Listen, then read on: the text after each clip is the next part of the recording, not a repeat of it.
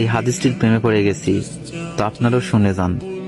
আপনি যখন নিজের ঘরে নীরবে কান্না করবেন, আল্লাহ তখন ফেরেশতাদের উদ্দেশ্য করে বলেন, কোন জিনিস আমার এই বান্দার চোখে পানি আনলো? ফেরেশতাগণ বলেন, আপনার বান্দা সুখে নেই, আপনার বান্দা অনেকদিন হাসেনি। এই বলে ফেরেশতাগণ কান্না করতে থাকেন এবং আল্লাহকে বলেন, হে আমার রব, আপনি তো জানেন আপনার এই বান্দার হৃদয়ে কি রয়েছে, অতএব আপনি তার জন্য সবকিছু সহজ করে দিন। আল্লাহ বলেন, আমার এই বান্দা এমন কিছু জীবন থেকে হারিয়ে ফেলেছে যে সে অধিক ভালোবেসেছিল।